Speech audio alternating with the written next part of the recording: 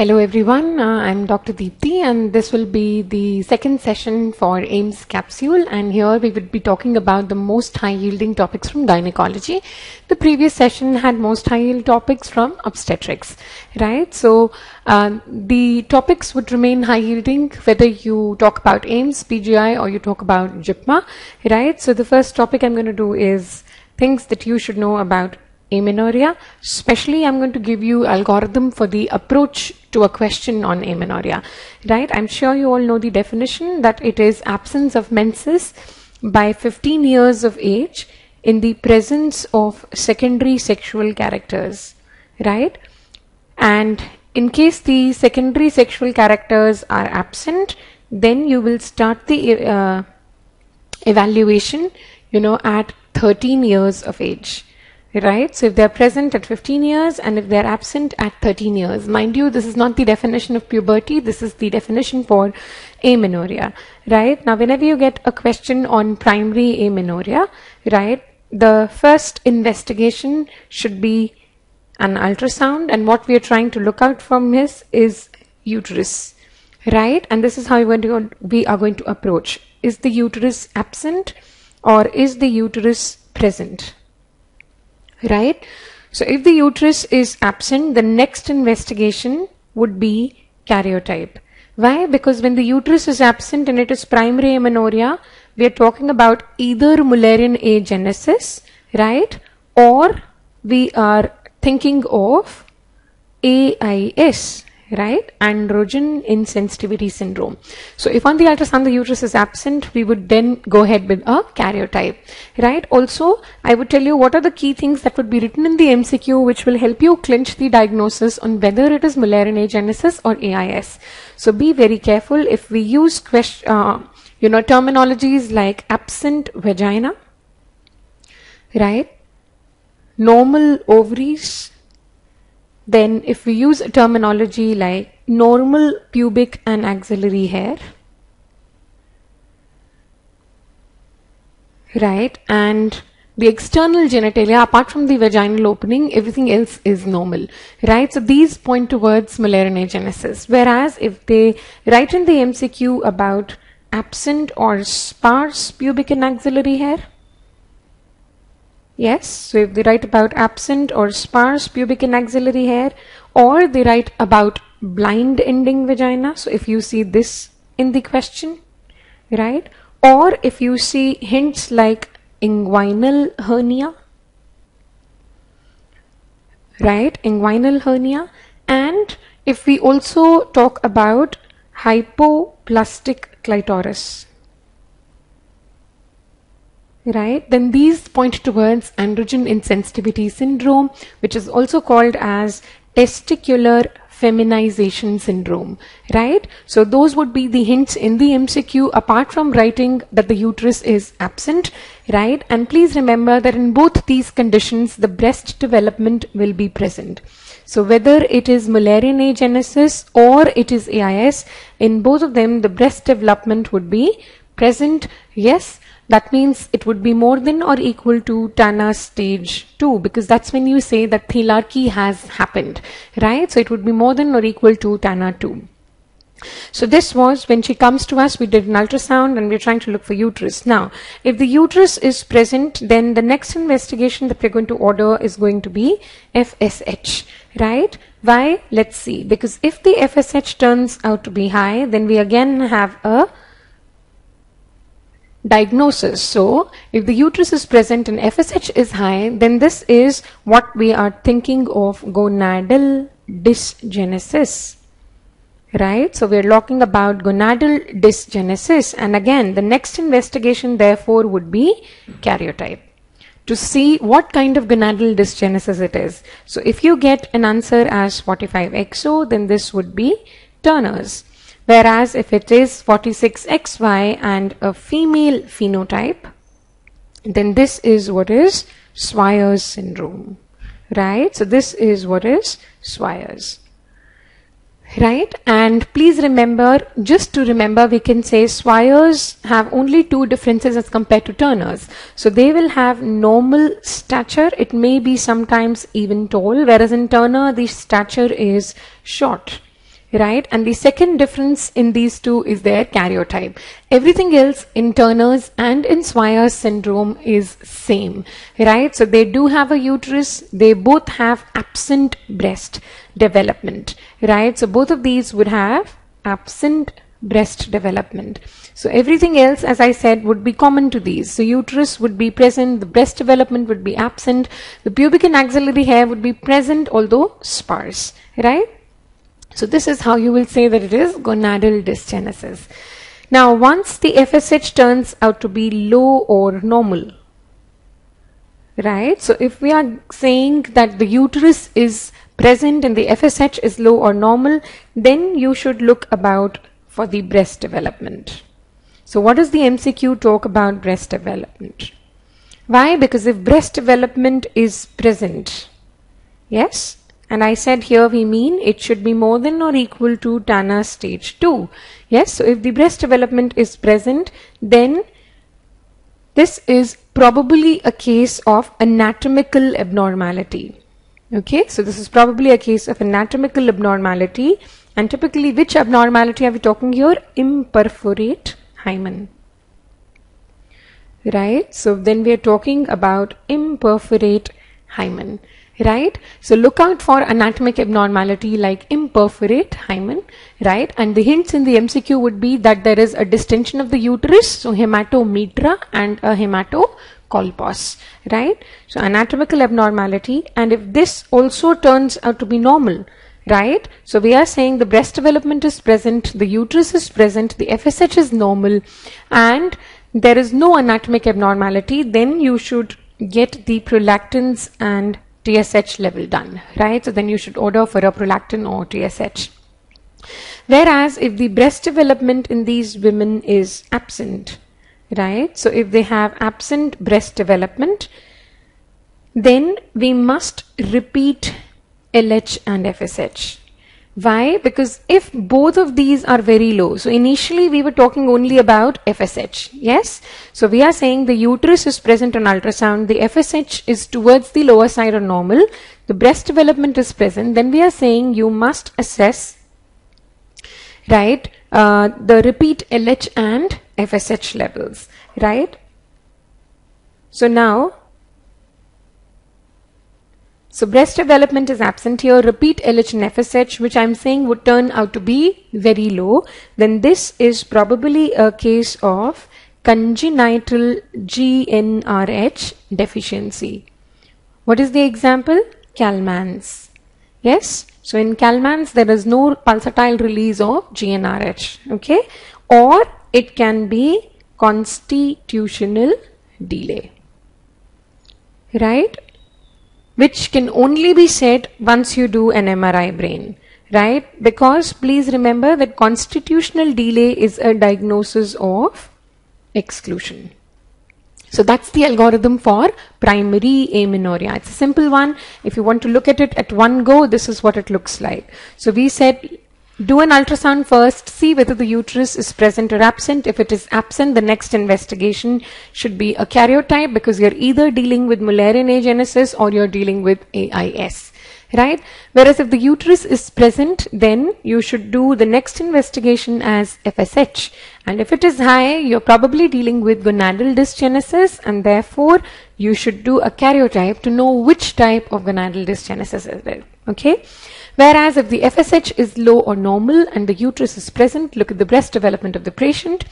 If it is present, then you're probably dealing with imperforate hymen. So do an ultrasound, look out for, do a local examination, do an ultrasound, look out for hematometra and hematocolpos, right?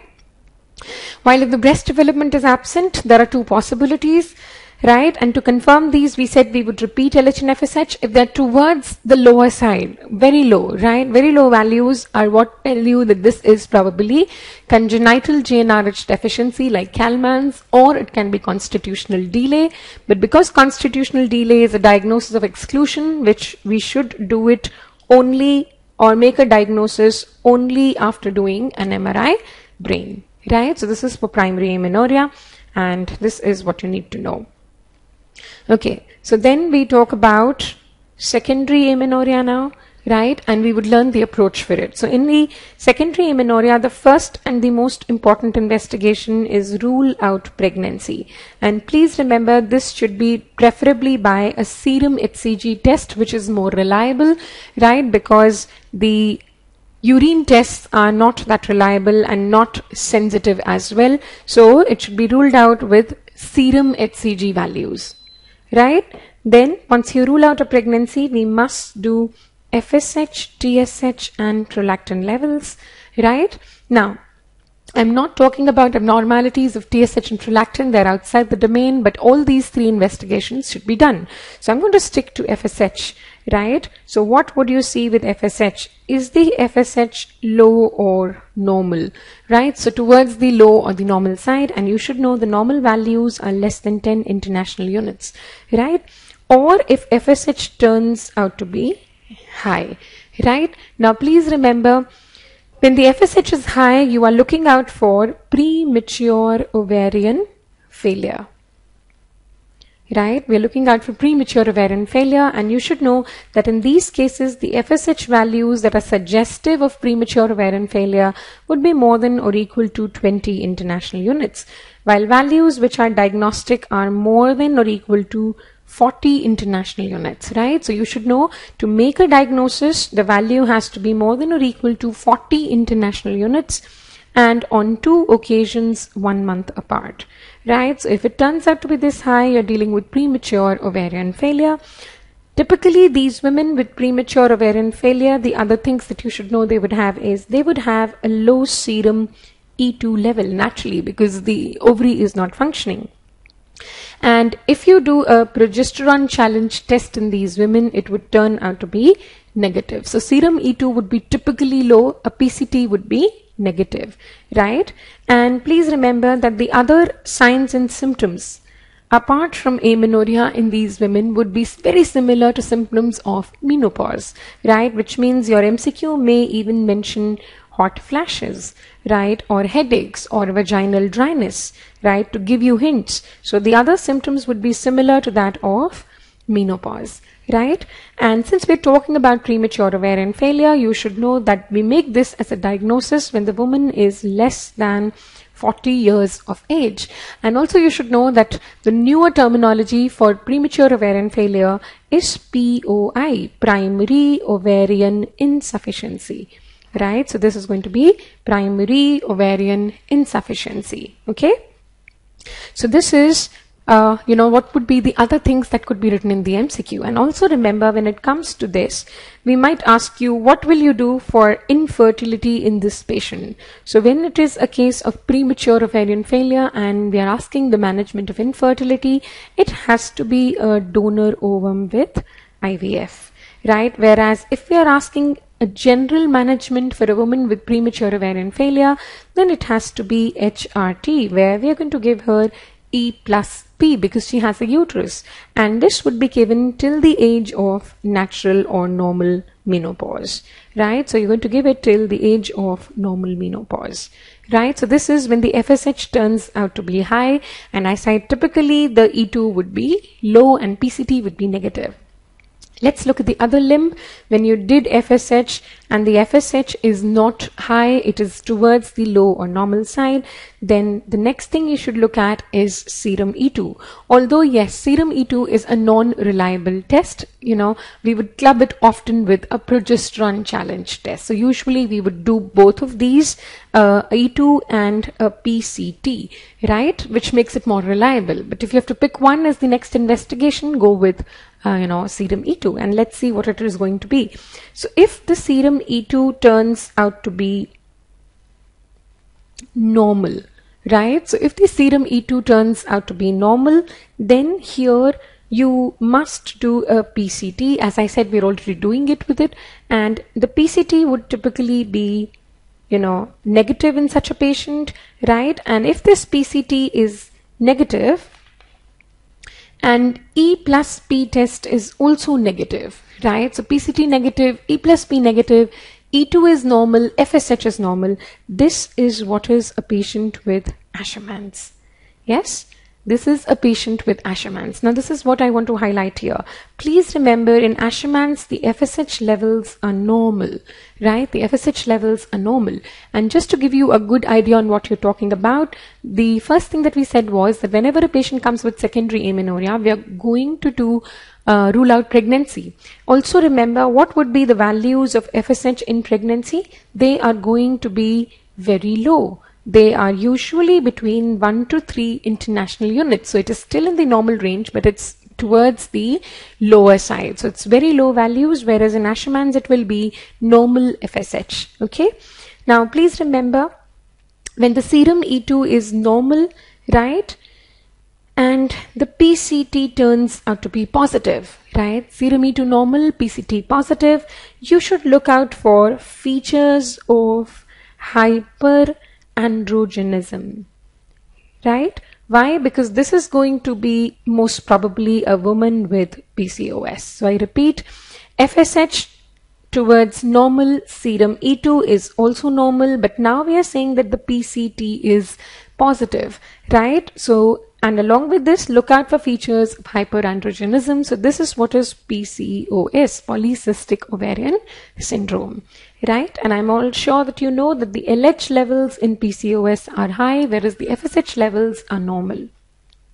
Now, what about if this serum E2 turns out to be towards the low side? Now, if E2 is low, right, and FSH is also towards the low side, then this is what tells you about hypogonadotropic Yes, so this is hypogonadotropic hypogonadism, which is what you see with functional hypothalamic amenorrhea. Right, so you would see this with functional hypothalamic amenorrhea. And again, just to remind you that functional hypothalamic amenorrhea is a diagnosis of exclusion. So to make this diagnosis, you will have to do an MRI, and the MRI will turn out to be normal. So functional hypothalamic amenorrhea with a normal MRI is what you see with, hypogonadotropic hypogonadism, or as we said, functional hypothalamic amenorrhea, right? So this is what you should be knowing about primary and secondary amenorrhea. The algorithms are very, very useful. They will help you solve the MCQs, right? On this note, I want to you people to look at the classic image of Asherman's, because AIIMS is quite fond of asking this, right? So here you see multiple small irregular filling defects. Yes, that's what we see. So multiple small irregular filling defects, right, on the HSG is what is Asherman's. But please remember, the investigation of choice for Asherman's is hysteroscopy, right, because it is both diagnostic and therapeutic, right? So the IOC is hysteroscopy, but yes, for screening of Asherman's, we can either do an HSG or we can do a saline infusion sonography, right? HSG or saline infusion sonography. This could be done for screening, but the IOC remains as hysteroscopy. Please remember, the most common presentation of Asherman's is menstrual irregularities. It's a group of disorders, so it is most common.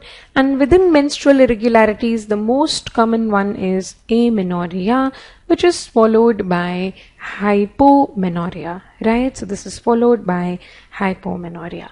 Okay, now since we're talking about the HSG images, I would also like to cover here the important HSG other images that they tend to ask in these central institutes, or something about these images, right? So these are Mullerian anomalies. So one on the left is septate, while one on the right is biconvoid. So when you get an HSG image and you have to comment on which Mullerian anomaly it is, you must look at the angle between the two horns, right? So if the angle looks narrow and the two horns look close to each other, right? So if the angle is acute, we say less than 90. Different textbooks give different thresholds, but it has to be acute. That's what the idea is, right? So if the angle is acute and the distance between the two horns is less than 4 centimeters, it's more likely to be septate. Whereas if the angle between the two horns is obtuse and the distance between the two horns is bigger, it is going to be a biconvoid unicollis, right? Remember that septate is the most common Mullerian anomaly, right? Whereas the second most common Mullerian anomaly is a bicornuate unicollis. Also, please remember that septate uterus is the one which is also among the Mullerian anomalies, has the highest association with infertility as well as highest association with abortions, right? And therefore we say that septate in general amongst the Mullerian anomalies will have the worst reproductive outcome, right? Whereas the best reproductive outcome is seen with arcuate uterus, where in the HSG film you will just see a small dip in the fundus, okay, a small dip in the fundus on HSG. Okay, the best outcome, reproductive outcome, is with arcuate, which is followed by didelphius, right? So let's look at didelphius as well on an HSG. So please ensure that you know this. So to say it is didelphius on HSG, you must see two separate cannulations and two horns. If you're seeing only one cannulation but two horns, it cannot be a didelphius. So it has to be two cannulations and two horns, right? While the one on the left is what is unicornuate. Please remember the unicornuate is the one which has highest association with urinary tract anomalies, right?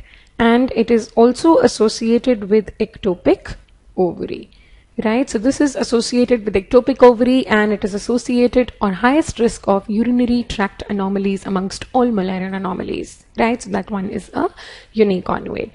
Whenever it comes to Mullerian anomalies, this is what you should know. The first investigation, if you are suspecting a Mullerian anomaly, should be, so if you're suspecting a Mullerian anomaly, the first investigation should be a routine ultrasound. By routine, I mean it's a two-dimensional ultrasound. This will be able to pick up something, although it will not be able to tell you which exactly is the anomaly, but it will be able to pick up that there is an anomaly. So once you do pick up, then we would do the investigation of choice, which is now a 3D and a 4D ultrasound. So either of this, right? Whereas MRI is now reserved only in conditions where the 3D scans are not able to give you a diagnosis. So MRI is now considered as the gold standard, whereas the 3D and the 4D ultrasounds are considered as investigation of choice, right? So remember these things about the Mullerian anomalies. Okay, then the yet another topic that we want to take up is going to be post-menopausal bleeding, right? So that's something that most of the central institutes tend to ask you, and this is what you should know. The first investigation is going to be a transvaginal ultrasound, because you're going to look out for endometrial thickness, right? And this is what you need to know. If the thickness is more than or equal to 5 mm, right, which is what is the FIGO criteria, right? You could also use the criteria as more than or equal to 4 mm, which is what is ACOG criteria, right? So both are correct. But if you have to, we will not give you both of these in the options. So it will be only one of these in the options. In case both are there, then follow the 4 mm criteria, because you're going to be more sensitive in this, right? So that's only if both are available, else whichever is available is correct, right? So if the endometrial thickness is more than or equal to these, then this is a patient who needs, so the next thing we need to do for her is do an endometrial sampling. Okay, and the initial endometrial sampling that we do, we want to do it as a office procedure, by which I mean we want to do it as a outpatient procedure, right? So the two methods of doing this could be, so the options in your exams could be an endometrial biopsy, or it could be even a EAC, which is an endometrial aspiration cytology. Both are correct, right? And these days we are using actually the aspiration cytologies, but even if your option is endometrial biopsy, that's fair enough. And please remember that we use the Carmen's cannula for this purpose, right? So we use the Carmen's cannula to do endometrial aspiration cytology. So we are going to do an endometrial sampling, and then dependent on that we would take further call. Now usually, as I said, we are going to do an office procedure or an OPD procedure, but if this is not possible, so if it is not possible, or I should write, if the OPD procedure is not possible, When will this be not possible? For example, if your patient has cervical stenosis, right, she needs dilatation. So you will have to do a OT procedures for this. So if the OPD procedure is not possible, or if the patient has persistent postmenopausal bleeding, or if the patient has a report of endometrial biopsy, so the report of endometrial biopsy comes as atypical hyperplasia, right? So either of these. Then in all these three scenarios, my patient has to undergo a DNC with hysteroscopy, which is what is the gold standard, right? So if the OPD procedure is not possible, or if the patient has persistent postmenopausal bleeding, or if the report of the OPD procedure comes as atypical hyperplasia, because in atypical hyperplasia, the risk of malignancy is high. So we want to be doubly sure before we decide what treatment are we going to give to her. So if it is atypical hyperplasia, then in all these three conditions, I said she must undergo a DNC with hysteroscopy to see whether there is any cancer or not, right? Now, once we know these, so which means if they ask you what is the next step if the report comes as atypical hyperplasia, it has to be a DNC with hystero. Right? Now, once we know what all are we going to do for her, as I said, the treatment depends on the patient report. So if your patient has hyperplasia, but this is without atypia, right, then please remember the treatment of choice for this patient is progesterone. Although all forms of progesterone can be given, by which I mean it could be intrauterine, it could be oral, but what we prefer is Mirena. So Mirena is preferred over medroxyprogesterone acetate. Whereas if the report comes as hyperplasia with atypia, then as I said, the first thing is you do a confirmation with DNC and hystero. And once you are doubly sure that there is no cancer, it is simply an atypical hyperplasia, but no malignancy, then you are going to do the treatment, and the treatment of choice for atypical hyperplasia is going to be a hysterectomy. Whether the patient is premenopausal or she is postmenopausal, the treatment of choice is hysterectomy. The only difference is, in case she is postmenopausal, then I would do a hysterectomy with BSO, bilateral salpingo-oophorectomy, whereas if she is premenopausal, we will not do a hysterectomy with BSO, right? So that's what you should know here. Since I'm talking about endometrial sampling and endometrial malignancy, this is another thing that you should know. If they ever give you a question where your patient is more than or equal to 45 years of age and she presents with AUB, abnormal uterine bleeding, this may be any form of AUB. It could be menorrhagia, it could be metrorrhagia. Then before you actually give her any treatment, you have to do an endometrial sampling to rule out malignancy, right? So the first thing here has to be an endometrial sampling, right? And when we talk about endometrial sampling, again, we would initially prefer the office-based procedures, which are OPD procedures, right? So it could be aspiration cytology, or it could be an endometrial biopsy, right? There are other women who are at high risk of endometrial cancer, and in these patients, you might want to do endometrial sampling at an earlier age, right? So high-risk women are women with PCOS who have prolonged periods of amenorrhea, okay? So women with PCOS who have prolonged periods of amenorrhea, women who have granulosa cell tumors because it secretes estrogen, increasing the risk of endometrial cancer, and women who are known cases of mutations of HNPCC, right, which is what is the Lynch syndrome, which have a very strong association with endometrial cancer. So in all these three category women, they would need endometrial sampling at an earlier age, right?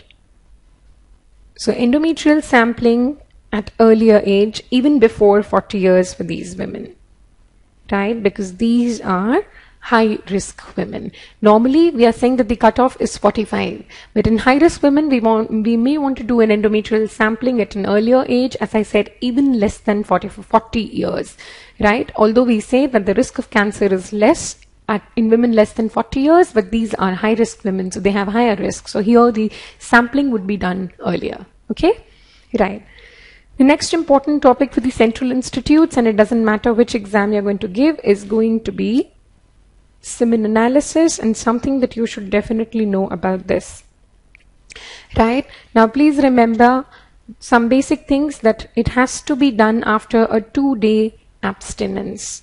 Yes, and please remember that if the semen analysis turns out to be abnormal, then it has to be first repeated, right? And the minimum interval has to be 1 week. So you have to repeat a sample and the minimum interval is 1 week. Please remember all the values. So I'm going to give you the most important ones, but I presume that you have to know all the values. So remember that the total count was supposed to be more than 39 million per ejaculate, but they would never give you the total count. What they give you in the exams is sperm concentration, because that's a more important parameter, and this has to be more than 15 million per ml, right? Remember, the total motility should be more than 40%, but the progressive motility we say, right, which is forward motility, should be more than 32%, right? The morphology, which is given by the strict Tigerberg criteria, should be more than 4%. Remember, the volume has to be more than 1.5 ml and the pH has to be more than 7.2, right? So these are some of the most important ones, right? Now, this is what you need to know. So if your patient has azoospermia, how are you going to approach the question, right? So if the patient has azoospermia, remember the next investigation has to be the hormone levels. So FSH, LH and testosterone is what you're supposed to do, right? And if the levels turn out to be normal, right, then this is what is obstructive azoospermia, right? So the hormone levels are normal, so this is obstructive azoospermia. And typically, if the MCQ says that the patient has low volume or low pH, then this could be because of either EDO, which is ejaculatory duct obstruction, or it is because of retrograde ejaculation, right? So low volume and low pH, retrograde ejaculation, or ejaculatory duct obstruction. And therefore the next investigation in these patients has to be a TRUS, which is a transrectal ultrasound, and a post-ejaculatory urine analysis, right? So a post-ejaculatory urine analysis to rule out retrograde ejaculation, right? Now, if LH, FSH and testosterone levels are abnormal, and please remember, the most common abnormality that you're going to get here is going to be that the FSH and LH are high, but the testosterone is low. I say that this is the most common one that we come across. This is what is called as primary hypogonadism. And this is actually the most common cause of male infertility, which is defective spermatogenesis, right? So this is the most common cause, and this is what is going to be the finding most commonly, right? If it is secondary hypogonadism, which is less common, then the typical findings are that the LH and FSH are normal or towards the low side, whereas testosterone will also be low. So all of them would be towards lower side. So that's secondary hypogonadism, which could be because of defects of prolactin or thyroid. But the most common cause of male infertility is defective spermatogenesis or primary hypogonadism. And therefore, this is what is called as non-obstructive azoospermia, right? Because here the defect is at the level of spermatogenesis. Now, please remember, in conditions like Klinefelter's, right, and in here it is going to be primary hypogonadism. So the man is going to have azoospermia because there is defective spermatogenesis. In cystic fibrosis, remember, your patient will again have azoospermia, right? But the reason is different. This is obstructive azoospermia. Okay, this is obstructive azoospermia, right? And a typical hint in the MCQ for cystic fibrosis would be that the vas deferens of the patient is not palpable on local examination. So the vas deferens is absent, right? So this is obstructive azo, while Klinefelter's will be azoospermia, which is non-obstructive, right? And the typical way or that the Aiims has been asking questions is this, and as you know that if the male partner of the patient has Carthagener's syndrome, then here the cause is defective motility, right? So the finding is going to be asthenospermia, right? And the motility is affected in the semen analysis samples, right? Also, please remember that the minimum requirement of sperm count for intrauterine insemination is at least 10 million per ml. That's the minimum requirement for IUI, okay? For IVF, we say it is, so if the sperm count is between 5 to 10 million, we would not do an IUI, we would rather do an IVF, right? And once the counts fall below 5 million per ml, then the treatment is going to be ICSI, intracytoplasmic sperm injection, right? So then it is going to be ICSI. So those are some of the most important things that you should definitely know when it comes to semen analysis. The next important topic that again the central institutes tend to ask is certain ovarian masses, right? So they ask you questions on ovarian masses, and this is what is endometrioma, right, which you popularly know as a chocolate cyst. So on the left is the classic ultrasound appearance, and on the right is the laparoscopic appearance of the chocolate cyst. The typical word we use is that it's a cyst with homogeneous internal echos. So whenever you read an MCQ which mentions this, you should start thinking about endometriosis. The other hints in the MCQ would be dysmenorrhea or infertility, right? So the typical a complaint of a patient with endometriosis is pain, which is usually dysmenorrhea, plus they would have an adnexal mass, which is this chocolate cyst, and they might even have infertility, right? So if you see these three things together and these two images, then you know that they are talking about endometriosis. Please remember, the treatment of choice for endometrioma or chocolate cyst has to be a cystectomy. You have to know that this does not really respond to the medical management, right? So whatever drugs that you're going to give for pain management will not, take care of this chocolate cyst. So the treatment of choice is cystectomy, right? And if we give you more details, then this is what you need to know.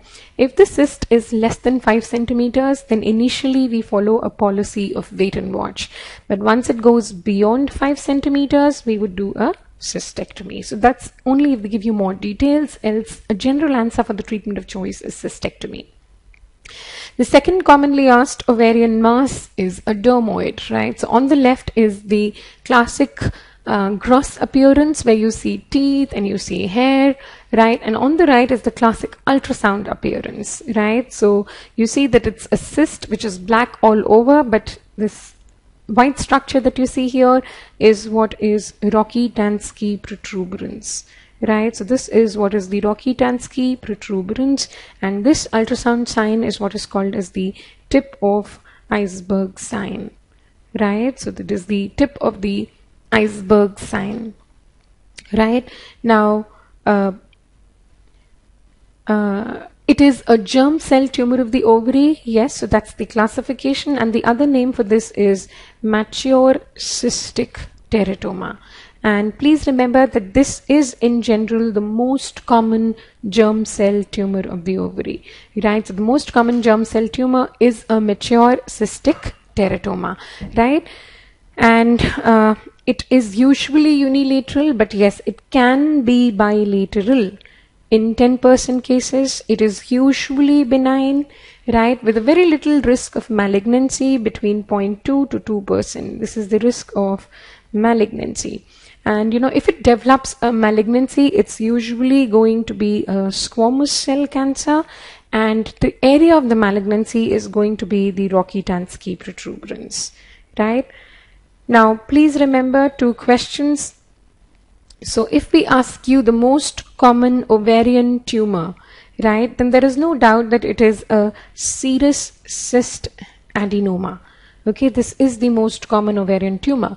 But if we say the most common ovarian tumor in reproductive age women, which means in the younger women, right, then you have to change the answer, and it has to be now a dermoid. Right? For the same reason, dermoid is also the most common ovarian tumor in pregnancy. Okay, and remember, it is also the most common ovarian tumor that undergoes torsion. Right? So these are some things that we are fond of asking you, and remember that the treatment of choice for a dermoid is a cystectomy again. We want to remove it, right? So the treatment of choice is going to be a cystectomy.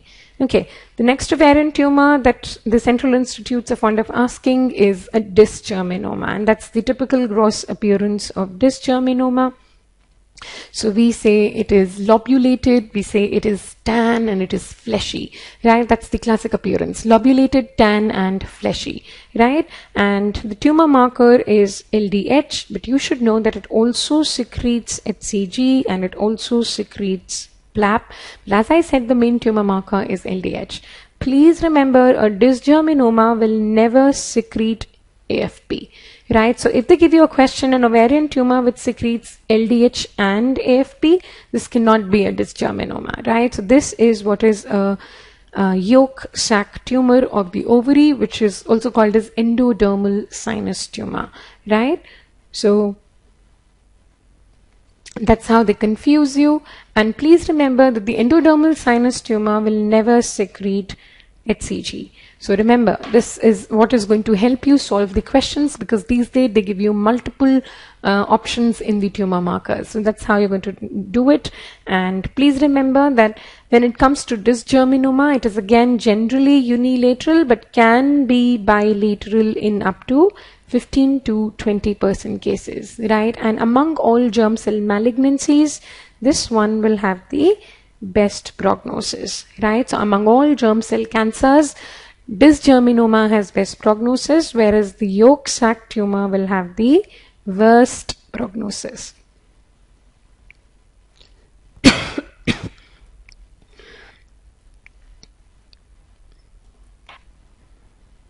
Right, so we said dysgerminoma amongst all germ cell cancers has best prognosis, whereas endodermal sinus tumor has the worst prognosis.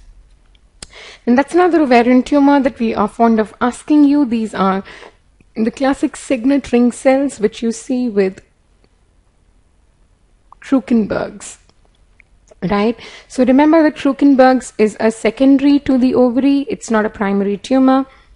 And the most common primary for this is GIT, followed by breast cancer. And among the GIT, the most common, I am sure you all know, is stomach cancer, which will be at the level of the pylorus. And how does it reach from the stomach to the breast? So the answer is not transcoelomic, it is retrograde lymphatics. Right, so it is retrograde lymphatics, and because it's a secondary, remember that it is bilateral, although not bilateral all the time, but yes, 80% of times it is bilateral. Because it's a secondary, please remember that the capsule of the ovary is intact. The ovary will definitely look enlarged, but what you have to know is that the shape of the ovary is maintained. Right, so the shape of the ovary is maintained while the capsule is intact. Right, so those are some of the important things that you should know about Krukenberg's. And as I said, the classic histopath finding is signet ring cells, right? And let's go on to cancer cervix. I'm not going to do a lot of it, but I hope you all know that the cancer cervix staging has changed. So earlier, the horizontal spread was a part of the staging. It is no longer a part of the staging. So we've removed horizontal spread. The other thing that you have to know is that now we've introduced or divided 1B into 1, 2 and 3, which was not the case earlier. So more than 5 mm depth but less than 2 centimeter is 1B1, more than 2 centimeter but less than 4 is 1B2, and more than 4 centimeter is what is 1B3, right? So that's the first change. The second change is the stage 3C. So please remember, lymph nodes were not a part of the original staging program, but now they are. So 3C1 is positive pelvic lymph nodes, while 3C2 is para-aortic lymph nodes, which are positive. And how would you get to know that the lymph nodes are positive? So this could be a finding on radiological imaging, or it could be even a biopsy from the lymph nodes, right? So which radiological imaging would we want to do when we want to look at the lymph nodes? It's going to be a CT PET, right? So CT PET is the best investigation for lymph nodes. So that's the third change. Radiological investigations are now allowed to change the stage of the cancer, which was not earlier the case. Similarly, with the radiological investigations, you should know that, we always talk about stage 2B when we say parametrial involvement is present. So how do we actually look for this parametrial involvement? So the best investigation for this is going to be MRI, right? That's the best way to look at the parametrium. So these are the salient changes in the FIGO staging, right? The rest of it is quite the same. Now, please remember a gross thing. Once the tumor is beyond or equal to 4 centimeters, the treatment has to be chemoradiation. Okay? It has to be chemoradiation. Also, whenever you see parametrial invasion, again, the treatment has to be chemoradiation, right? So even if it is smaller, but there is a parametrial invasion, the answer would still be chemoradiation, right? Now, apart from this, if it is a smaller tumor, you would be managing it with surgery, and the simplest way to know this is that for stage 1A1, we would be doing a conization or a type 1 hysterectomy, right? Depending on whether the family is complete or not. Although the new FIGO classification says that conization can also be done if the family is complete. It's not mandatory that if the family is complete, you have to do a type 1 hysterectomy, okay? For a 1A2, it has to be a type 2 hysterectomy. And this time with the type 2 hysterectomy, we would do a pelvic lymphadenectomy, okay? Lymphadenectomy has to be done. And for stages 1B1, 1B2 and 1B3, the treatment will be a type 3 hysterectomy, right? Naturally with pelvic lymphadenectomy. Okay? Now please understand 2A1 where the tumor is still less than 4, and as I said, if it is less than 4 and there is no parametrial invasion, you can do a surgery. So this would also be managed by a type 3 hysterectomy, right? Everywhere else the answer will be a chemoradiation, right? So those are the gross treatment plans for cancer cervix. Please remember that, whenever you talk about cancer cervix, they are sometimes asking you about the pre-invasive lesions. So remember a basic concept, which is whenever the pap smear is abnormal, no matter what the report is, the answer has to be colposcopic directed biopsy. So an abnormal pap smear has to be followed by a colpobiopsy. So whether they give paps has LCIL or paps has SIN, whatever they might write, or even if they say paps has HCIL, right? For everything, the answer has to be a colpobiopsy. The only thing I would like to add is that if it is HCIL, along with colpobiopsy, you should do a endocervical curettage because she is a high-risk patient, right? The only place that you change the answer is if the pap smear report comes as ASCUS, atypical squamous cells of undetermined significance. That's the only place where a better answer than colpobiopsy is a follow-up with HPV test. And such a test where you use HPV test as a follow-up is called as a reflex test or HPV triage, right? So this is the place that you change the answer to HPV test. And only if this test is positive will I go ahead with a colpobiopsy, right? There is a new terminology which is ASCH, which is atypical squamous cells, but high-grade lesions cannot be ruled out. So if you cannot rule out high-grade lesions, the answer will remain as colpobiopsy, right? So that's the basic management protocol for pre-invasive and invasive cancer and the changes in the cancer cervix staging, right? Also, just know the brief things that you should know about pap smear. They do tend to ask some very basic questions on pap smear. So go back and read notes on pap smear, right? We do tend to ask, as I said, some basic questions on it. The third cancer that I want to really talk about, because that is asked only in the central institutes, nowhere else, and I'll give you a very simple way of remembering it, right, is CA vulva, right? So we're not going to go into too many details. I'm just going to tell you how to approach the MCQ, right? So just see whether the question given to you is a T1 lesion or a T2 lesion. A T1 lesion is a lesion which is confined to the vulva, so there is no local extension. That's the gross thing. So it doesn't extend into the anus or the urethra or the vagina, right? So no local extension.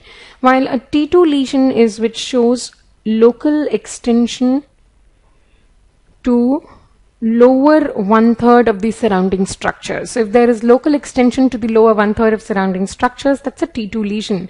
Why? Because this is the first thing which will decide the treatment. So if it's a T2 lesion, yes, your answer has to be straight away a modified radical vulvectomy, right? The answer straight away becomes a modified radical vulvectomy, and you're going to do it with bilateral inguinofemoral lymphadenectomy. Okay, so one basic answer is this. We move on to the second side. So most of the times in your exams they would give you a T1 lesion. Now once you have identified that it's a T1 lesion, this is what I want you to do next. See the patient falls into which of the two following categories. So if it is less than 2 centimeter lesion, okay, the size, and it is lateral in location, which means it's not in the center of the vulva, it's either towards the right side or towards the left side. So if it is less than 2 centimeters in lateral, and there are no palpable lymph nodes, right? So all three criterias have to be met: less than 2, lateral, and no palpable lymph nodes. And if this is the way, then we are going to do a radical local excision, which is sometimes also called as wide local excision, right? So the surgery is radical local excision, and along with this you will do a unilateral, which is ipsilateral lymphadenectomy, right? So inguinofemoral lymphadenectomy. Okay, the other side. So if it is bigger than 2 centimeters, right? So more than or equal to, or it is central in location, either of the two or both. So bigger or equal to 2 or central in location, then you will again do a radical local excision. But the difference here is that this time you're going to do it with bilateral lymphadenectomy. Please remember the correct surgery for these is radical local excision, right? But just in case when you go for exams you see there is no option as radical local excision, then the next surgery that you mark is again modified radical vulvectomy. So these are the best answers. But if these are not in the options, then the surgery that you're going to do is going to be modified radical vulvectomy. The decision otherwise or on what kind of lymphadenectomy will you do remains the same. So I'm saying these are the correct terminologies to be used, but if they're not in the options, you change the answer to modified radical vulvectomy, and based on whether it is less than 2 in lateral or more than 2 in central, you decide whether you do a unilateral lymphadenectomy or you do a bilateral lymphadenectomy, right? So that's what I want you to know. for vulval cancers, right? And then let's look at something else, which these days the exams are, almost all exams are asking, are something about the infections. Yes, so on the left what you see is a classic clue cell, and on the right hand side you see what is called as strawberry cervix. I'm sure you already know the organisms here. So this one is bacterial vaginosis, right? And this one is going to be trichomonas. The problem is trichomonas is a difficult thing to identify if they give you a pap smear, unlike clue cells, which are easy, right? So what happens in turn is, whenever they give you the cell on paps and they ask you the organism, you always go and land up marking bacterial vaginosis, thinking it's a clue cell. So what I will do is, in case on the slide you are not able to make out what exactly it is it a clue cell or it's a trichomonad? Because trichomonad, how will you see it? It will be a pear-shaped structure. So it will be a pear-shaped structure and you will see the flagella. Right? So if you see that, well and good, you've picked it up. But if not, you're not able to pick up which one it is, look at the keywords.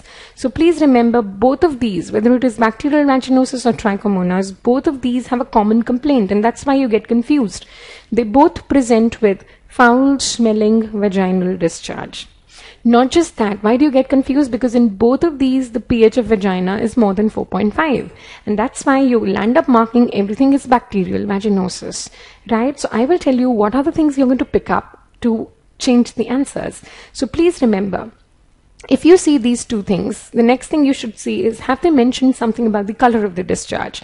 Because that will give you a hint. So if it is a grayish white or off-white discharge, right, then it is bacterial vaginosis. Whereas if it is yellow or green discharge, then it is trichomonas vaginalis, right? The other important things, if your patient has other complaints apart from discharge, like dysuria, like dyspareunia, like itching or pruritus, then these are trichomonas. These symptoms are never seen with bacterial vaginosis. So those are your hints. So if you see those features, then this is trichomonas vaginalis. Please remember, trichomonas vaginalis is a sexually transmitted disease, while bacterial vaginosis is not an STD, which means what I'm trying to tell you is that in trichomonas, you will treat the partner of the patient as well. Whereas in bacterial vaginosis, treatment of partner is not done. Right? And drug of choice for both again remains the same. The drug of choice for both of these is metronidazole. Right? So I hope you're not going to make a confusion. So always, when you do not know what is given in the PAP slide, which organism it is, please remember to read the hints in the MCQ. They will give you hints, right? So pick up those, join the two, and then mark the answer, right? And also, I want you to tell you here that yes, you all know that bacterial vaginosis is because of Gardnerella vaginalis. What you have to know is that there are other organisms as well. So this could be Mycoplasma, it could be Ureaplasma. So this is actually multiple organisms. It could be even Mobilingus and even Peptostreptococcus. Right? So it could be other organisms as well when it comes to bacterial vaginosis. Which brings me now to the last topic, which I want to say is very frequently asked in the central institutes. It is about contraception and typically about intrauterine devices, right? So what I want you to know is this. Now, the two devices that are available now are Copper-T 380A and the levonorgestrel releasing devices. Right? So this is what is Mirena. Okay? The first thing I want to say is, out of these two pictures, which is a Mirena? So both are T-shaped, both are hormone releasing, but you have to see that the one which typically is on the right here is what is the Mirena. Right? So that's how a Mirena looks. The left one is actually a Progesta Cert. No longer used, but they've been asking a few questions about it. The typical one is, how much of progesterone does it release? So it releases about 65 micrograms per day, effective for a span of 1 year. No longer used, right? No longer available. Mirena releases 20 micrograms per day, and that's why it is also called as LNG 20, and it is approved for 5 years of use. Although the drug may be released up to 7 years, the approval is for 5 years, right? And the total amount of progesterone or levonorgestrel Mirena has is 52 milligrams, right? So that's the difference. Now, coming to important points between the two. So first, the common things. The common things between the two are that they're intrauterine devices.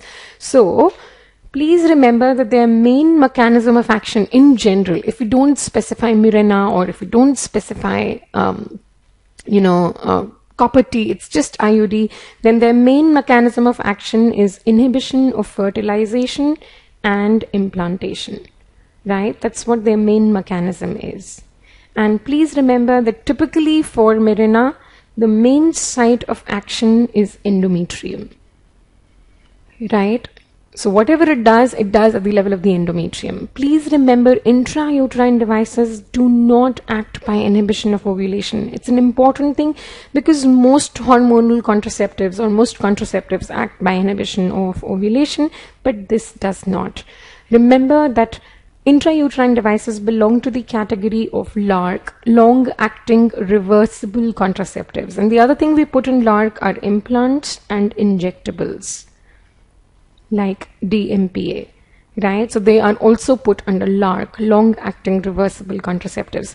Please remember, sterilization is not a LARC because sterilization is considered as a permanent method of contraception, right? Okay, now once we know these common things, this is what I want you to know. Copper T, actually, when you talk about it, important thing here is that it has a slightly higher failure rate of 0.6, while Mirena has a failure rate of 0.1 to 0.2, so it has a much lower failure rate. Please remember, the risk of ectopic pregnancy is higher with Mirena, okay? So risk of ectopic is higher with Mirena as compared to a copper T. Then also remember that copper T is used as an emergency contraceptive, but Mirena definitely is not emergency contraceptive. And the moment I say that, you have to know that almost all of these exams are asking questions on emergency contraceptive. So I want you to go back to my video on eMedicos where I've discussed contraception, and please listen to sterilization and emergency contraception from that point, from there, right? The IUDs which have recently been asked, I'm covering here, okay? So this is, Mirena is not an emergency contraceptive, right? And please remember, because Mirena is directly going to act on the endometrium, releasing the hormone, it has some non-contraceptive uses. For example, it would be used for endometriosis, pain management. It is used for dysmenorrhea, right?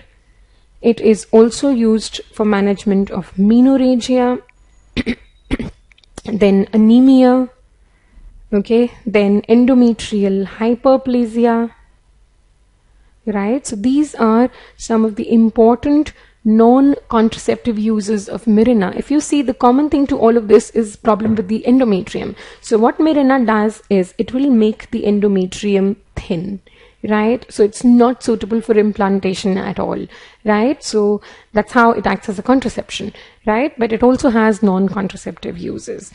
Now, please remember, whenever we talk about the intrauterine devices, the other question that your exams are asking is, although the main mechanism of action is inhibition of fertilization and implantation, remember the IUDs, especially the hormone ones, will also act on the cervical mucus and they will make it thick, right? So they will make it thick. They also affect tubal motility because they're going to release the hormone progesterone, and I have told you that they act at the level of the endometrium as well. But what they don't do is inhibition of ovulation, right? And then we would be asking you questions on IUD and pregnancy. Now, this is what I want you to do or to know. If a woman becomes pregnant, the first thing is do an ultrasound. Why? Because this pregnancy is very likely to be an ectopic, right? So that's the first thing. See that it's not an ectopic. Now, if it is intrauterine, what do you do? So naturally, it depends on what the patient wants. So if she wants to not continue the pregnancy, you will do an MTP. But if patient wants to continue the pregnancy, then how you manage it? Then the management depends on whether the threads are visible or not. So if the threads are visible, or if the intrauterine device is lying in the cervix, okay, so if the threads are visible or the device itself is lying in the cervix, you have to remove the IUD. Not because it is going to be teratogenic, but because it increases the risk of infection, chorioamnionitis, preterm labor, even abortion, right? So if threads are visible or if it is in the cervix, you remove the IUD. Whereas if the threads are not visible, you can let it be inside, okay? Do not remove IUD. Right, so that's how you manage. Also, we could ask you about intrauterine device and PID, pelvic inflammatory disease. Most of the times, it's not an indication to remove IUD. So what you initially do is give her antibiotics, okay? Outpatient, so oral. If she is not responsive to these outpatient oral antibiotics, then we will give her inpatient or intravenous antibiotics. And only if she doesn't even respond to this, then you will consider removal of IUD, not initially, right? So that's what you follow with IUD and pelvic inflammatory disease, right? Okay, your exams are very fond of asking you the absolute contraindications of intrauterine device, right? So please remember very distorted uterine cavity, right, is an absolute contraindication. Undiagnosed abnormal uterine bleeding is an absolute contraindication. So what I'm giving you is absolute contraindications. Then a suspected pregnancy is an absolute contraindication. Current pelvic infection, please remember, it's not a past infection. That's not an indication. Current pelvic infection is an indication to, or is a contraindication for IUD.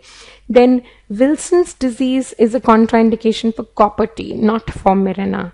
And similarly, when you talk about contraception, we say breast cancer is a contraindication for Mirena. It's not a contraindication for copper T, right? So also please understand from contraception, the other thing that you should go back and read is also absolute contraindications of OCPs. So they do tend to ask that as well.